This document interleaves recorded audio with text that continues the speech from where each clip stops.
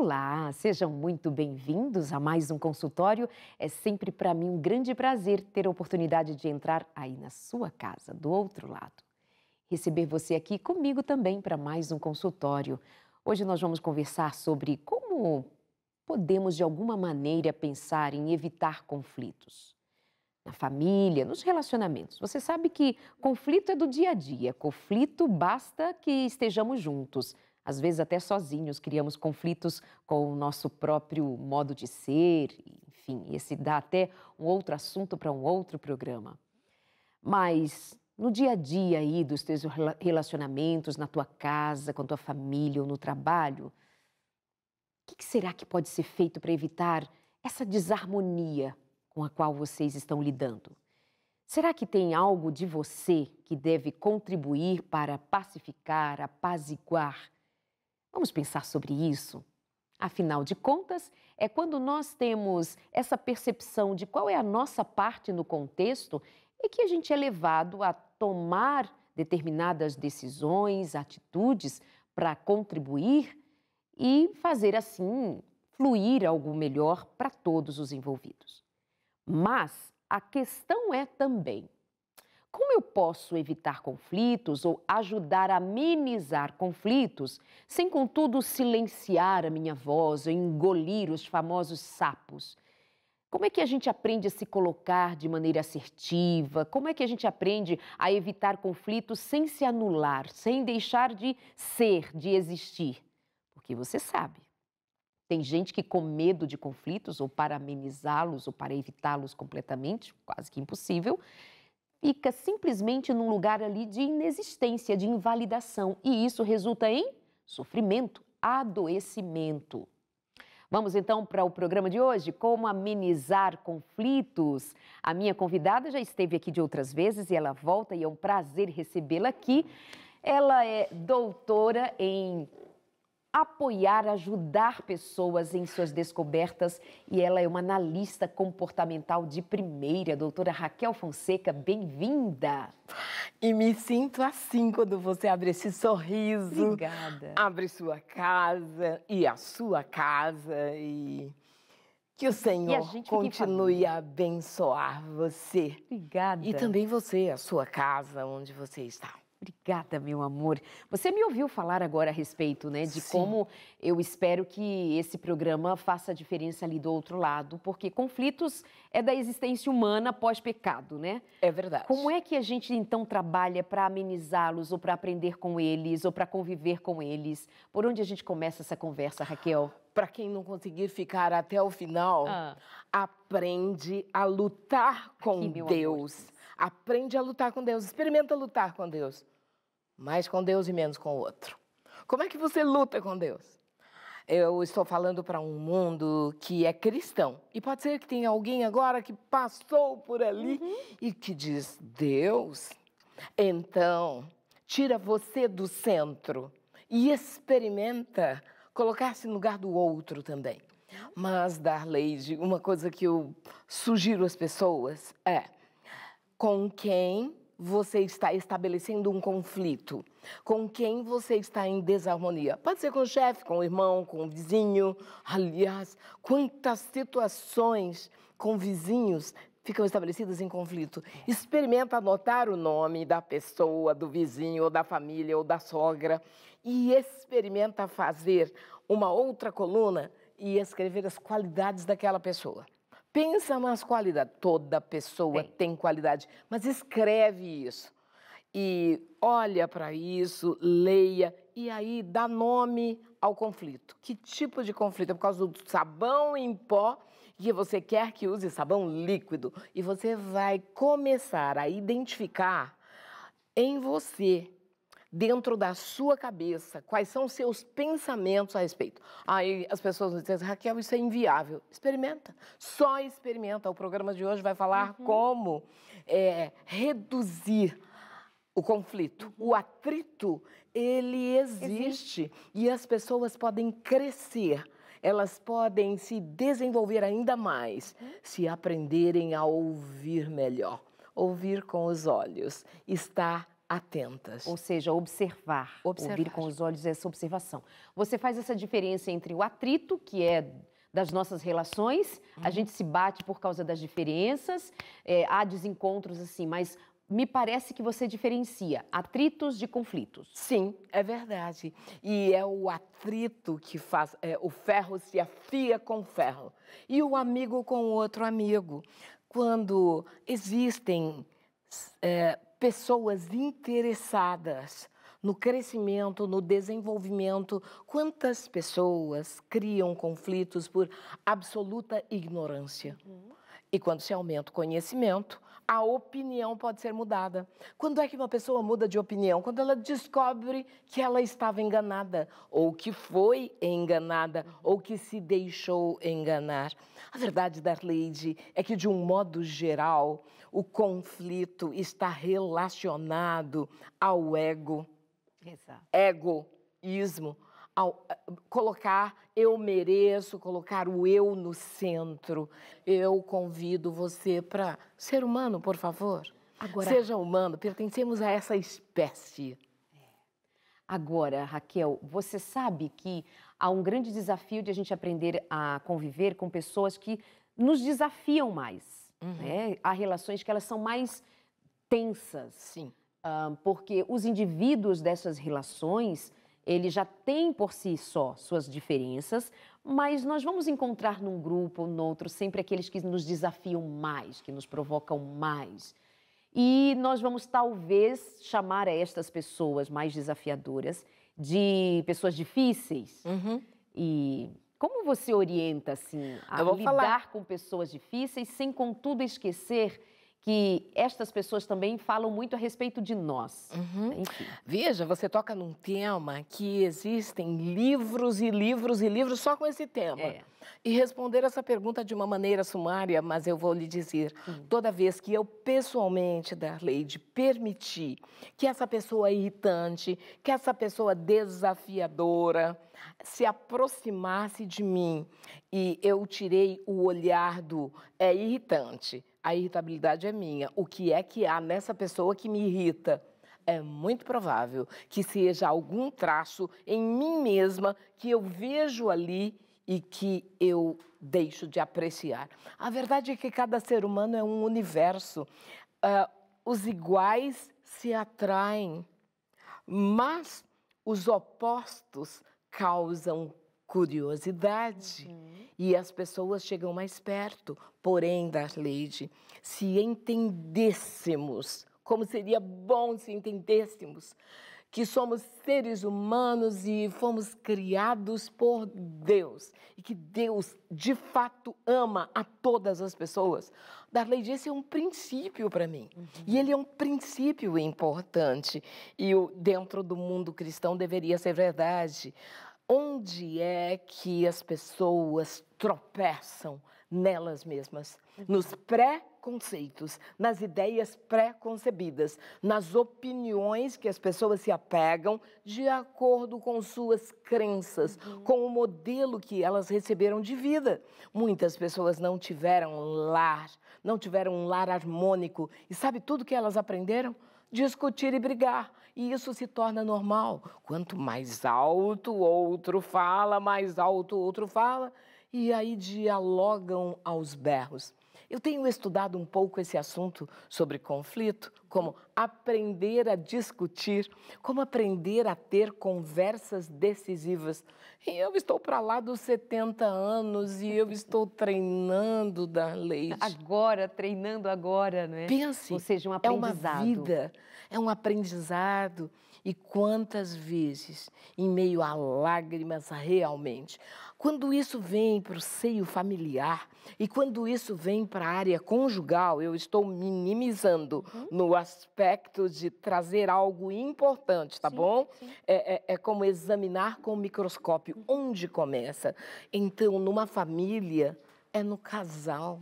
É o casal, é papai, é a mamãe que vai estabelecendo para a criança, para os filhos, e a avó e o avô para os netos, o que é desafiar para crescer E o que é brigar, o que é bater boca. E aí as pessoas tomadas de emoção, elas são guiadas pela emoção, não mais pela razão.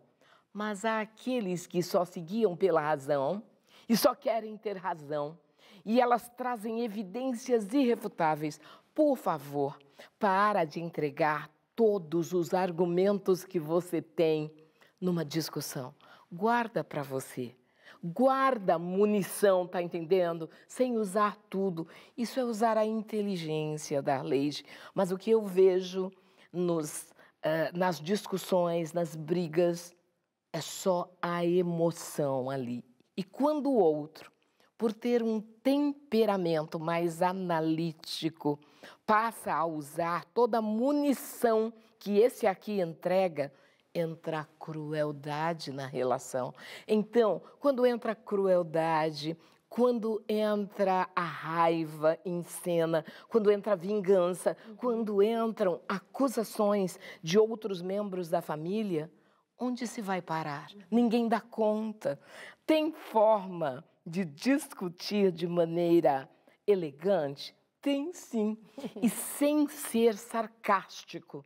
Sarcasmo, e eu estou falando de algumas coisas tóxicas, ele é terrível, Darleide, e às vezes uma das pessoas é bastante sarcástica.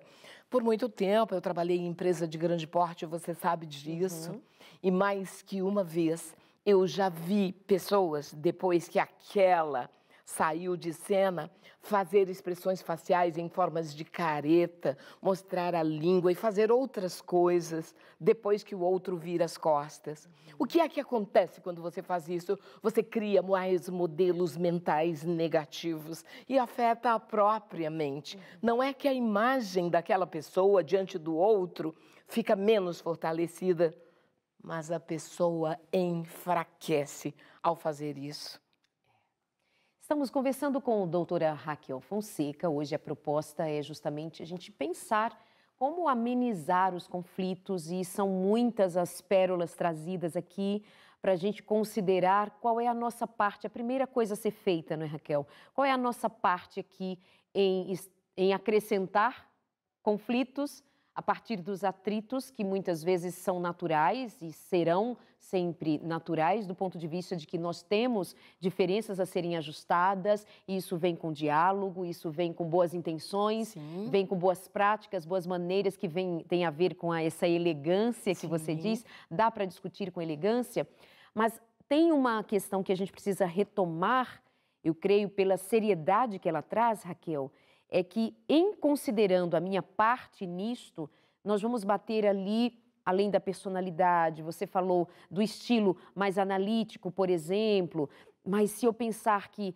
nós carregamos traumas, que você trouxe aí na sua fala, para a gente refletir, nós carregamos traumas, nós carregamos medo. Um dos grandes medos, e que eu creio eles estão assim no centro das nossas muitas questões, é o medo da rejeição. Perfeita. Não é isso? A sua fala é exatamente isso. E essa rejeição, esse medo, ele acontece.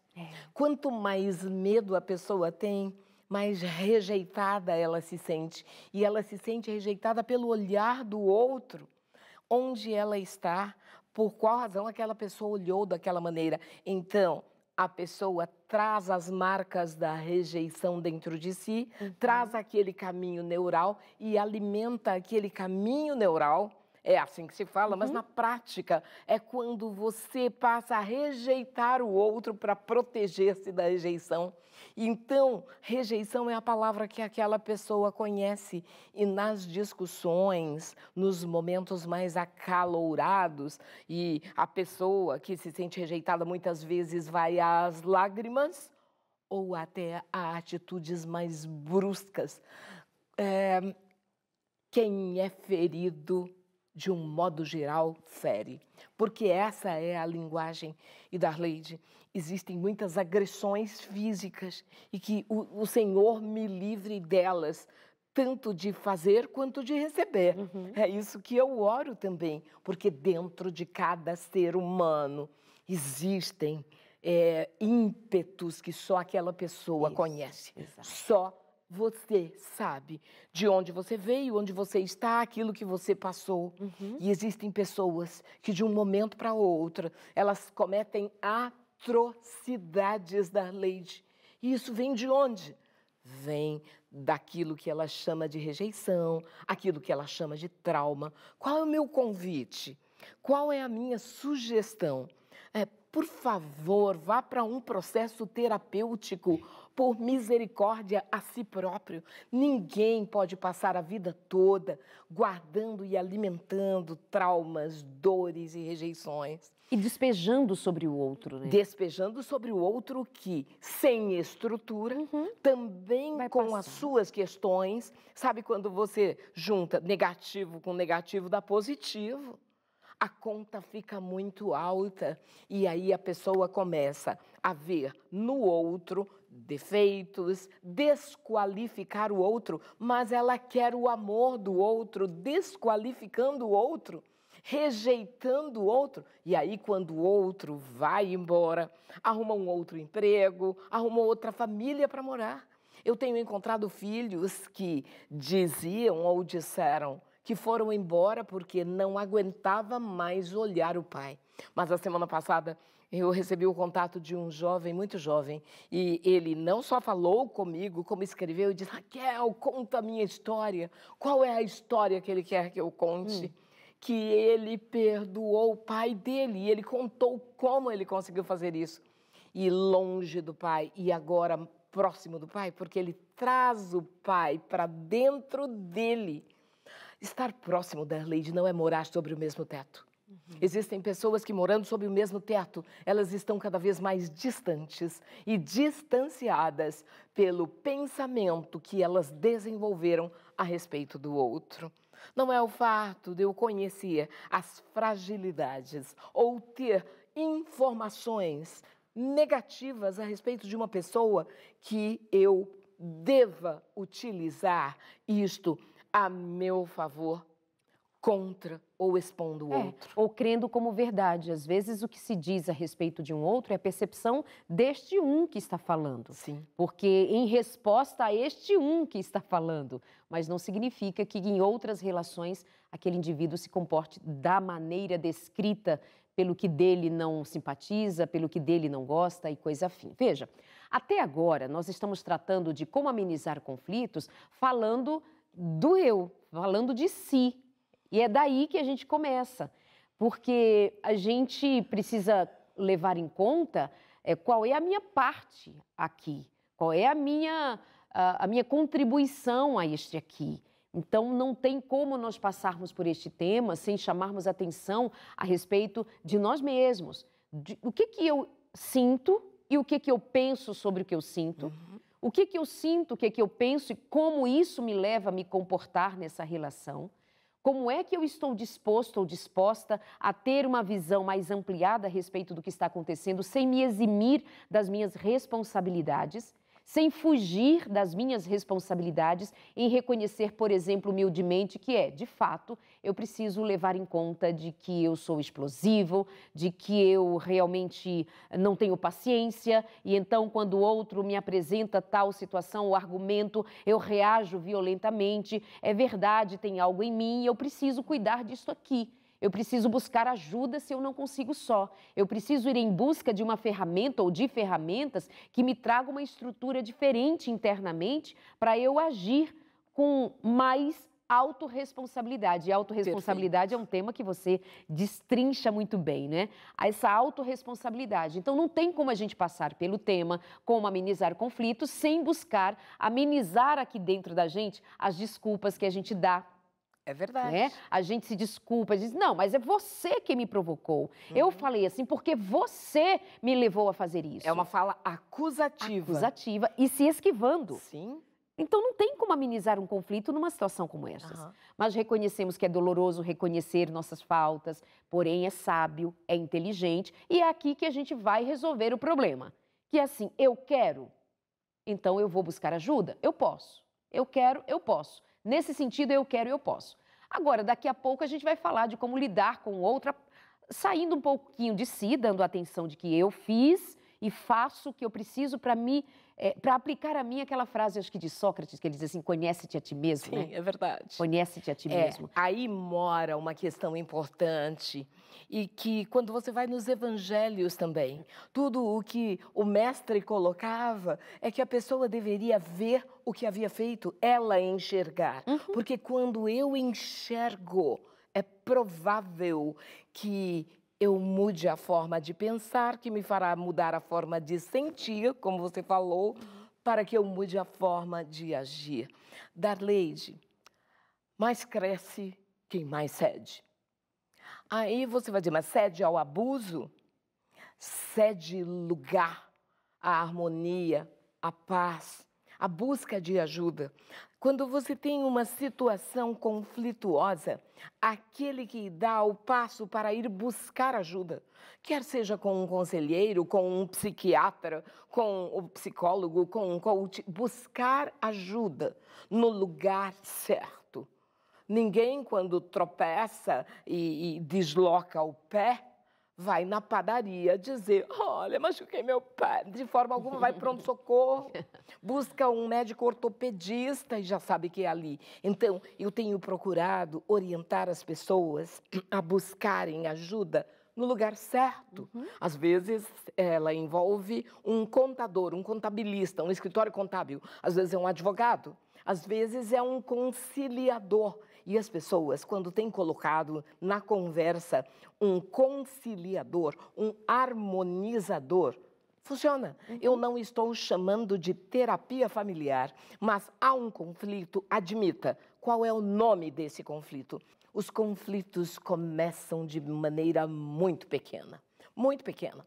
Você quer ver uma maneira pequena que um conflito começa?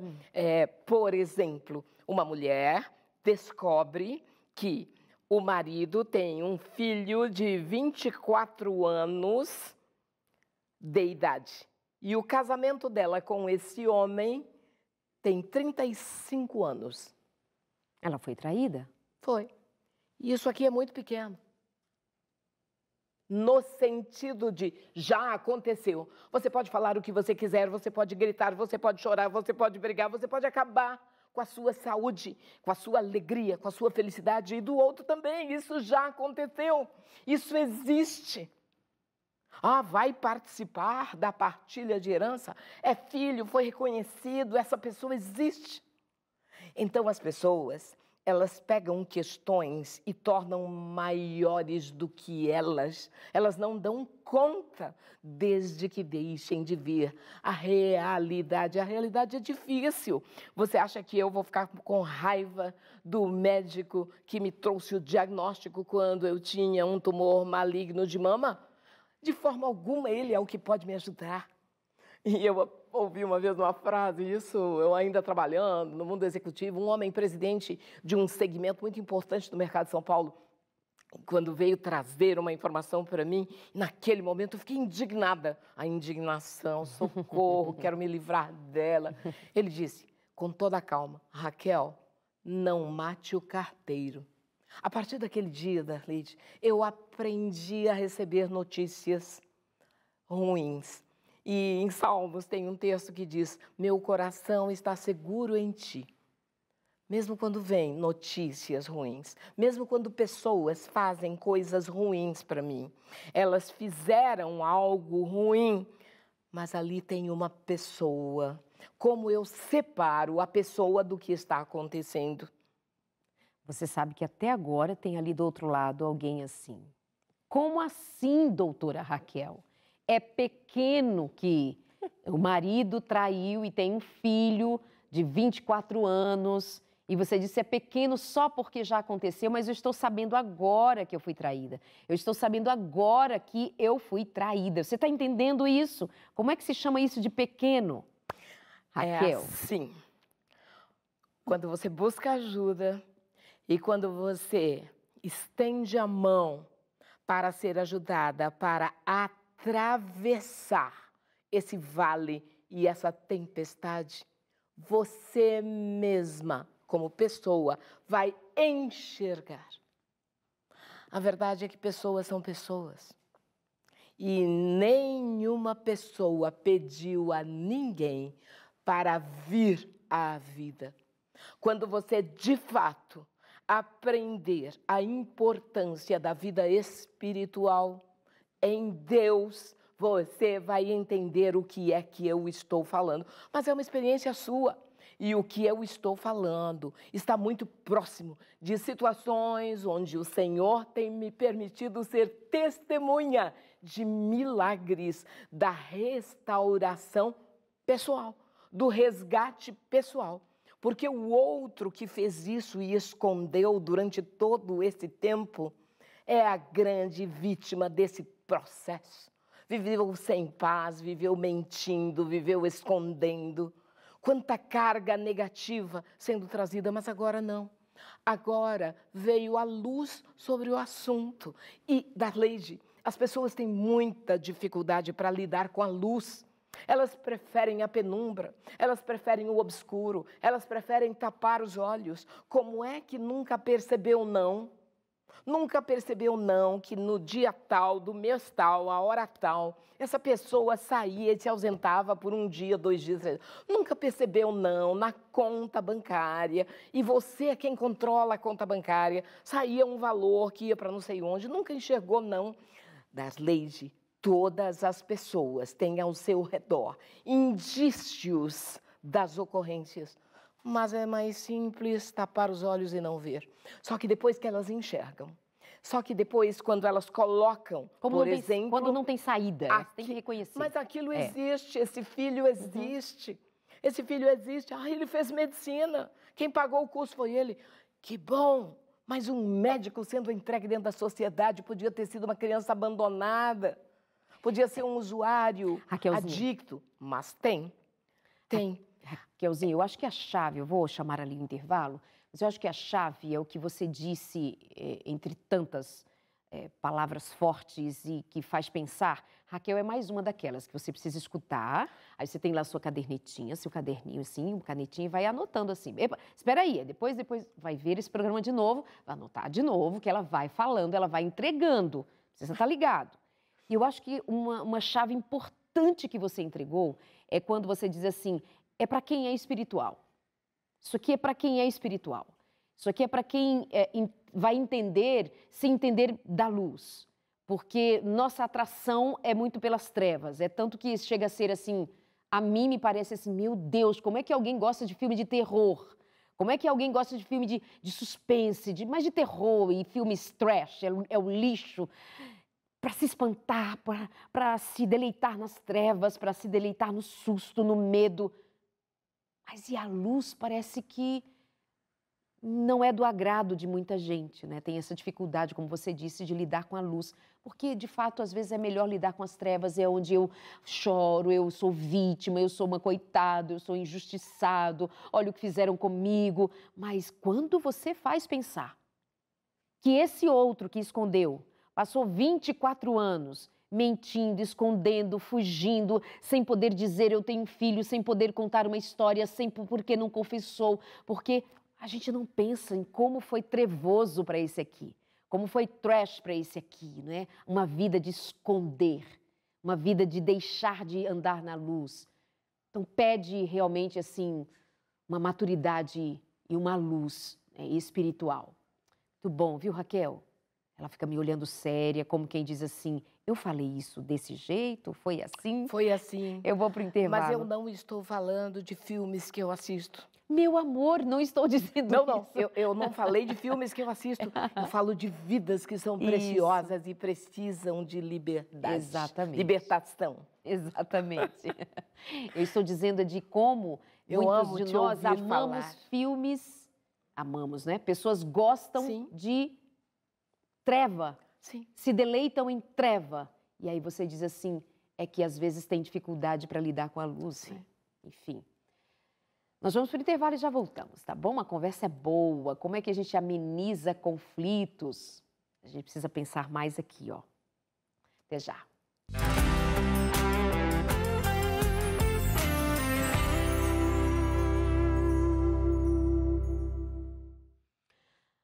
Uma das lições que eu mais amo aqui no Guia de Estudo Pais Preparados, Filhos de Caráter é a primeira delas. O que faremos por nossos filhos? O que faremos por nossos filhos?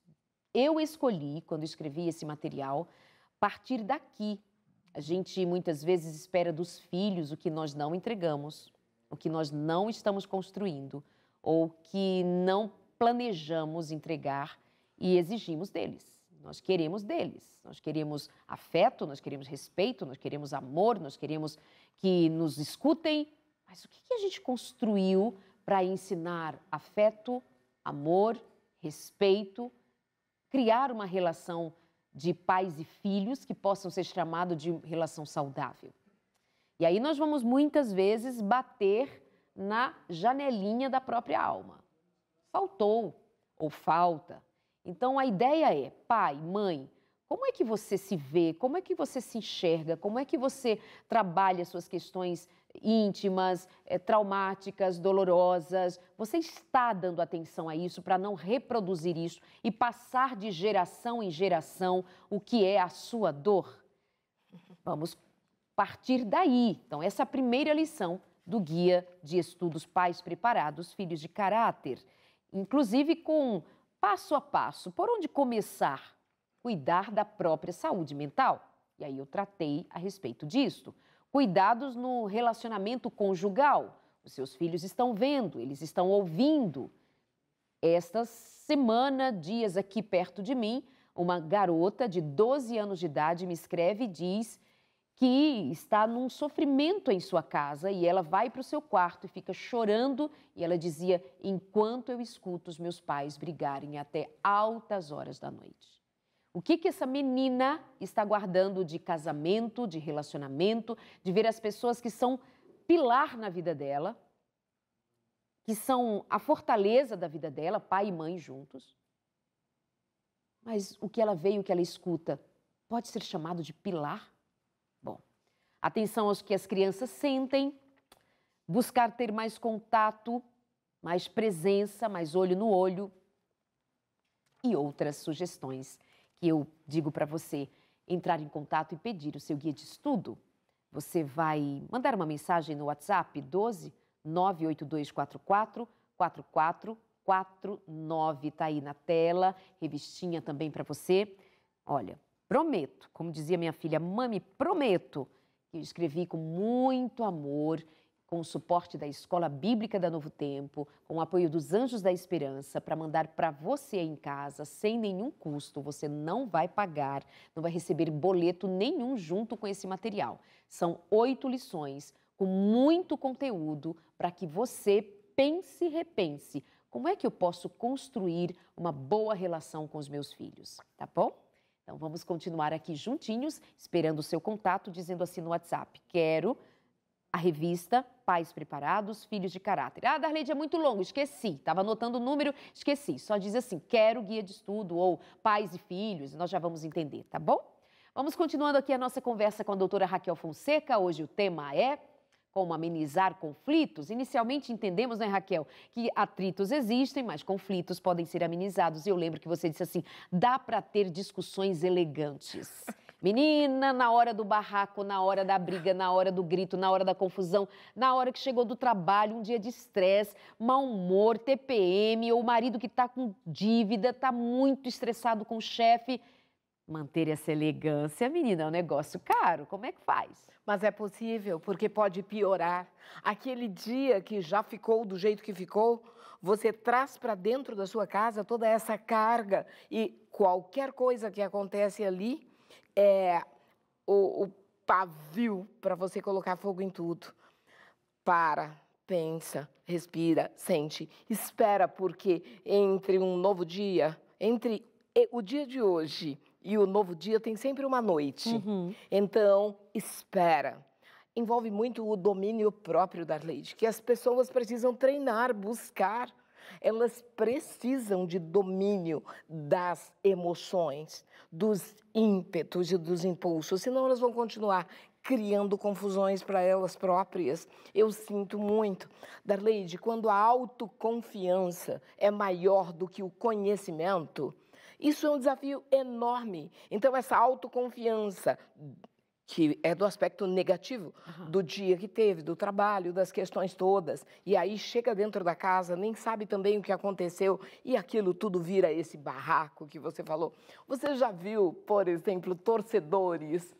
Aqui no Brasil, né, o futebol é o esporte mais... mas existem outros esportes. Você já viu os torcedores ali naquela autoconfiança, na autoconvicção, falando cada vez mais alto, agitando e tal? Eles acham que sabem mais do que o técnico. Então, a autoconfiança deles é maior do que o conhecimento. Minha amiga, recente, eu estava voltando da Argentina e uma turma de torcedores muito virulenta simplesmente impediu que nós voássemos porque 3 deles não estavam no grupo. E enquanto os 3 não subissem, não fossem admitidos no embarque, eles não permitiriam que nós voássemos.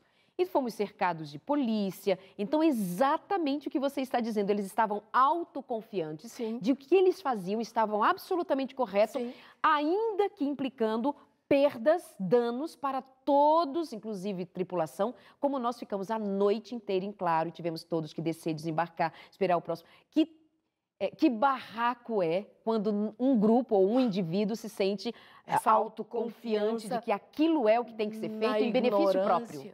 Autoconfiança na ignorância própria. E isto vem para a vida diária das pessoas. E sabe o que elas fazem? Elas encontram apoiadores para o seu time. E aí elas acham que são a dona da verdade. Esse é um ciclo que se retroalimenta constantemente. Então, sabe quando uma pessoa tem uma questão e ela começa a contar para o outro, para o outro, para o outro, para o outro, ela vai encontrando simpatizantes para a causa dela e vai crescendo cada vez mais.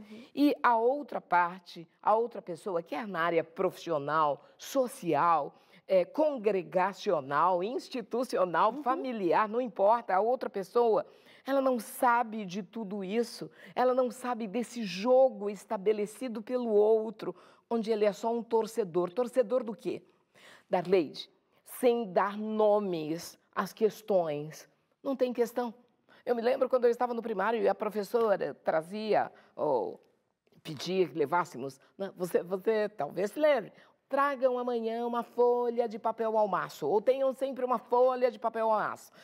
Primário, cabeçalho, ponham cabeçalho. E ela colocava um enunciado chamado problema, que era uma pergunta para que eu respondesse. As pessoas deixam de dar nome às suas questões. Então, a primeira coisa, dá nome. O que está acontecendo mesmo? Outra coisa, onde há esse conflito todo, qual é o objetivo seu e do seu player? Se é conjugal, qual é o seu objetivo na área conjugal? Qual é o seu objetivo no casamento? Onde você quer chegar? O objetivo, ele é maior do que as ocorrências conflituosas. O objetivo, ele precisa estar acima. Então, quando no casamento, aqui é um consultório de família, aquele casal tem o objetivo de permanecer casado, fazer os ajustes que forem necessários ao longo da rota para alcançar aquele objetivo, eles se tornam também coadjuvantes, parceiros, um ouve ao outro. Darleide, quando um quer convencer o outro, quando um, através de argumentos, torna-se o advogado de si próprio, alto lá. Eu jamais preciso ser a advogada de mim mesma, mas através das minhas ações eu posso falar mais alto. E aí entram 2 coisas. Entra o poder da paciência e o poder da adaptabilidade. E quanto aquilo vale para mim? Quanto vale minha filha?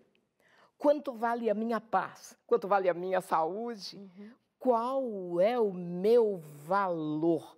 E eu volto para a autorresponsabilidade e para o autoconhecimento e para o autodesenvolvimento e para quem sou eu nessa relação. Essa empresa não serve mais para mim. Então, com licença, eu agradeço o período que eu estive aqui e eu agradeço aos mestres severos, austeros, injustos talvez dentro de uma relação congregacional, não importa, Darleide, Agradece por quê? Sem eles, será que eu teria orado mais? Será que eu teria buscado mais possibilidades? A verdade, Darleide, é que você nunca vai saber, até estar na situação. Quando eu fui sequestrada por 4 jovens naquela noite, eu não sabia no que daria e eu não pensei no que daria. Eu foquei naquele momento em mim, onde eu estava, e me conectei com a fonte da vida, e eu estou aqui para contar. Em momentos de desafios enormes da minha vida, eu posso falar de mim, a meu respeito, do seu, fale você, e eu respeito a sua história, a sua história, a sua história, a sua história. Quando eu respeito a história de uma pessoa, da ótica que ela conta, eu estou respeitando aquela pessoa, Darleide. O mundo é injusto e vai continuar a ser. Interessante, hein, amiga? Sequestrada, 4 homens e ter essa qualidade de dizer o que está acontecendo agora? Quem sou eu aqui nesse momento? Eu estou sequestrada. A quem que eu vou pedir socorro agora? Aos sequestradores ou ao dono da vida, ao Criador da vida? E isso, de novo, bate no que você havia dito antes. Isso é uma conversa espiritual. Sim. Isso é uma conversa espiritual. A palavra de Deus diz assim, que só os espirituais entendem o que é espiritual. Quando nós estamos falando dos conflitos, nós não vamos dar jeito nas injustiças desse mundo, nós podemos cooperar com a justiça. É para isso que o Evangelho nos chama. Nós não vamos resolver as questões dos outros. Outro dia eu conversava com o pastor Robson Aleixo, ele dizia, Darleide, há 4 categorias de problemas. Tem os problemas que são seus, tem os problemas dos outros, tem os problemas que são de Deus e tem os problemas que não são solucionáveis. Não tem jeito, não vai ser solucionado.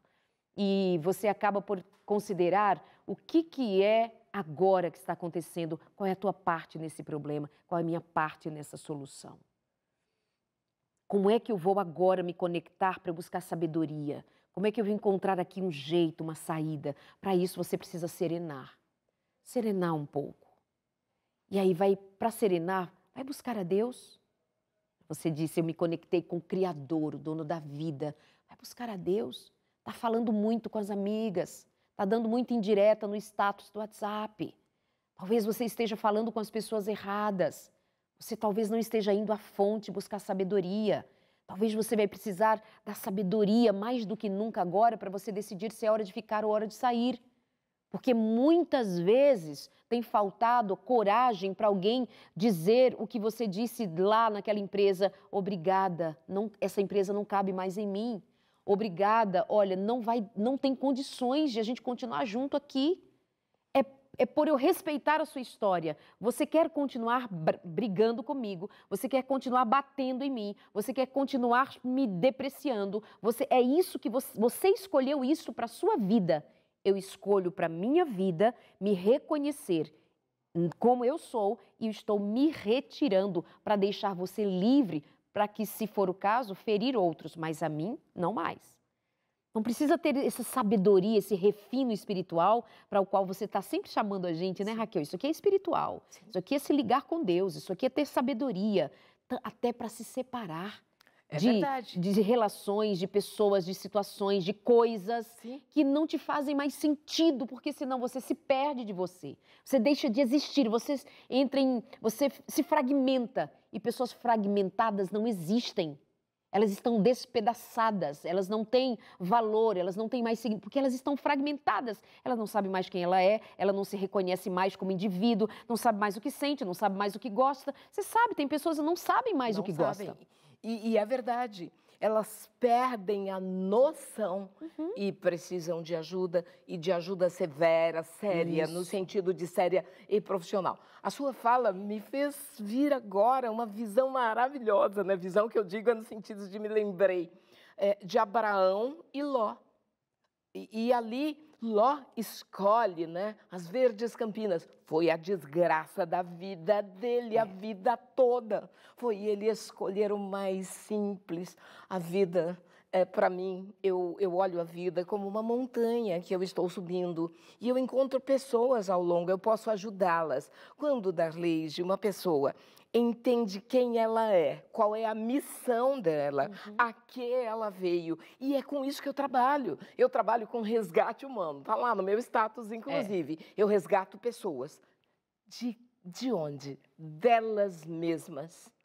Porque cada pessoa que está refém, onde está, numa situação de insatisfação, de abuso, de risco de morte, ela precisa ser resgatada dela mesma para agir com ousadia e coragem, erguer a cabeça e saber que ela tem valor, que ela pode aprender. Você sabe que eu tenho lidado com pessoas, Darleide, que quando elas chegam, elas não sabem mais escrever. Peguei mais que uma, não sabe escrever. Você quer saber qual é a lição de casa que eu passo para essas pessoas? Eu peço que elas comecem a ler o livro de Provérbios e copiar num caderno que compra só para isso, e elas usam lápis, borracha, e elas começam a copiar o livro de Provérbios. Darleide, eu tenho visto milagre quando a pessoa quer.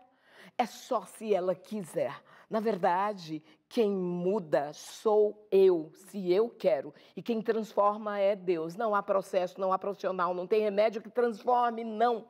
Quem transforma é o Senhor, mas a mudança é minha. A decisão, a escolha, a vontade, como resgatar a vontade, a alegria, a vontade de viver. Existem muitas pessoas com tendências suicidas. E aí, os psiquiatras falarão muito bem a respeito disso, já tive aulas a respeito disso. E existem pessoas com tendência ao autoflagelo, à vitimização. São tendências. Mas aí, quando eu vou ali, começo a estudar mais, eu encontro um texto de Ellen White que diz assim, que nenhuma desculpa deve ser dada para tendências cultivadas ou herdadas. Então, eu posso mudar a minha herança? Claro que eu posso. Eu posso mudar a minha forma de pensar? Posso. Eu posso reconfigurar? Posso. E as pessoas fazem isso de acordo com o que elas contemplam, de acordo com o que elas ingerem, de acordo com o modo como se desgastam. Eu estou buscando ser mensageira da paz, da esperança, eu tenho minha missão, eu tenho as minhas atividades e aprecio as atividades e vira e mexe, Darleide. Eu me reconheço falhando e eu peço que o Senhor me mostre. Então, algumas lições práticas para pessoas que vivem em situação de conflito. Primeiro, tira uma foto de onde você está. Tira uma foto e olha essa foto. Como é que se tira essa foto? Caneta e papel. Ah, não é com o smartphone, nem é caneta e papel. Essa é uma forma terapêutica. Onde eu estou? Em qual situação eu me encontro? Escreve sobre isso. Escreve, escreve, escreve. E dali 24 horas, volta e lê. E você verá que coisas que você escreveu há 24 horas não são da maneira como você escreveu. Escreva mais. Essa é uma forma. A outra forma, é preciso desenvolver a humildade e duvidar do modo como você pensa a respeito do que você pensa. Estabelece a dúvida, é assim mesmo? O que você está vendo é isso mesmo? Depois dessa minha imperfeição visual, existem coisas que, às vezes, alguém da minha família está comigo e fala, olha, tá vendo aquilo lá? Eu digo, me diga exatamente o que é lá, porque nessa distância de 5, 7 metros, eu posso responder de maneira errada, eu preciso chegar mais perto para enxergar. As pessoas precisam aprender a ver com a mente e precisam aprender o que é, de fato, amar.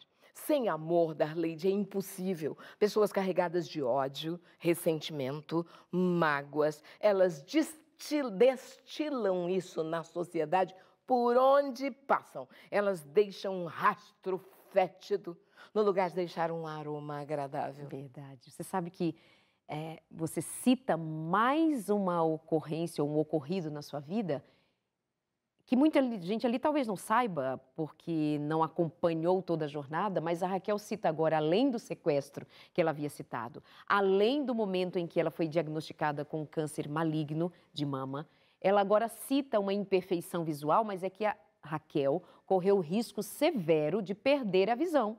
Ela foi dormir e nós fizemos um programa sobre isso. Ela acorda no meio da noite, madrugada, e ela estava com um derrame ocular. E isto foi um processo, a partir dali, muito grave, de ficar sem condição de dirigir, ficar sem condição, e estavam na expectativa do que aconteceria. Agora, você sabe o que é? E outras ocorrências na vida.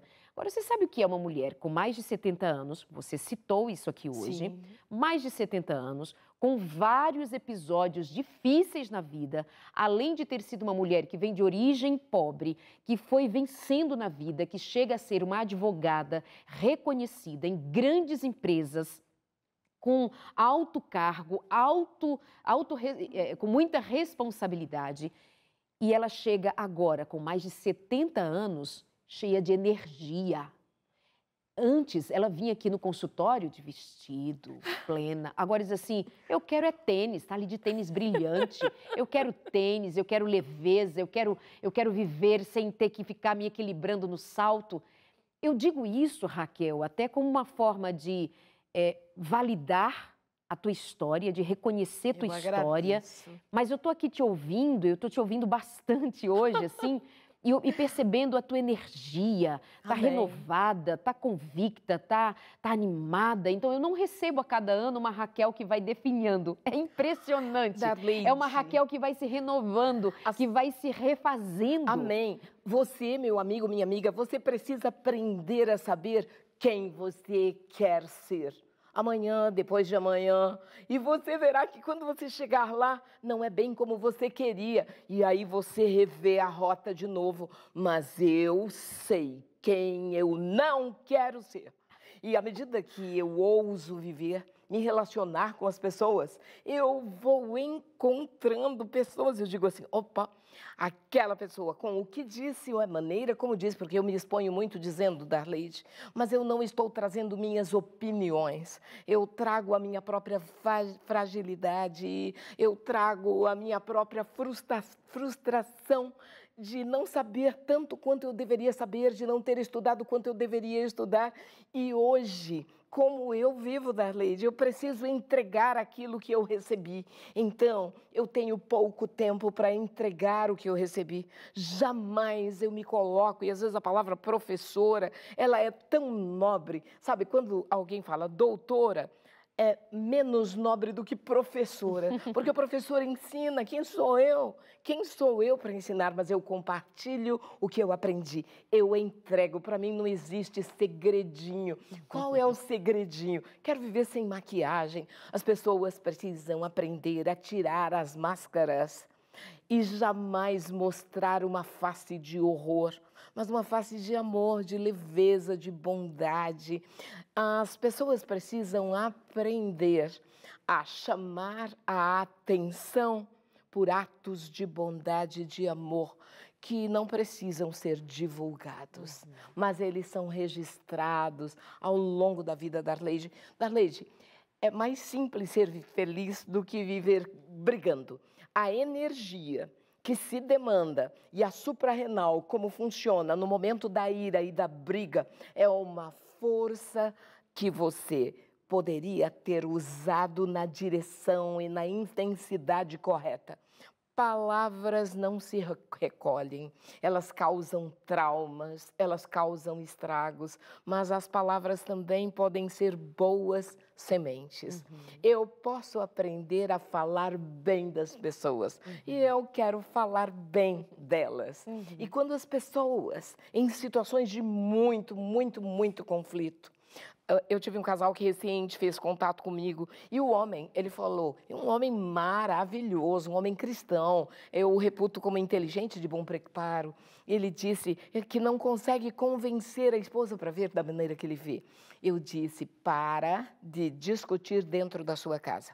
Por favor, encontre um local fora da sua casa. Pode ser num parque, pode ser em outro lugar, mas para de discutir em casa para criança de 12 anos, de 6 meses.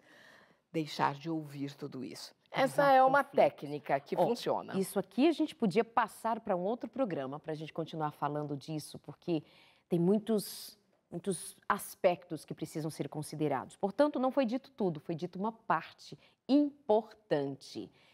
Muito obrigada, minha amiga. Espero revê-la em breve, ainda me trazendo mais renovo e inspiração. Amém. Deus Eu amo abençoe você, Também amo gratidão. você. Que o Obrigada. Eterno abençoe a cada um. Fiquem com Deus, que a paz de Deus se renove em seu coração, que você erga a cabeça, como diz a palavra, que nós voemos como águias, que nós sejamos da direção de olhar para o alto, de esperar de Deus renovo, para que a gente saiba lidar com aquilo que muitas vezes nós olhamos e dizemos, não tem jeito, tem jeito, tem jeito. De onde vem o nosso socorro é do Senhor. Ele há de intervir nos nossos conflitos, intervindo primeiro aqui no coração da gente. Um abraço e até a semana que vem.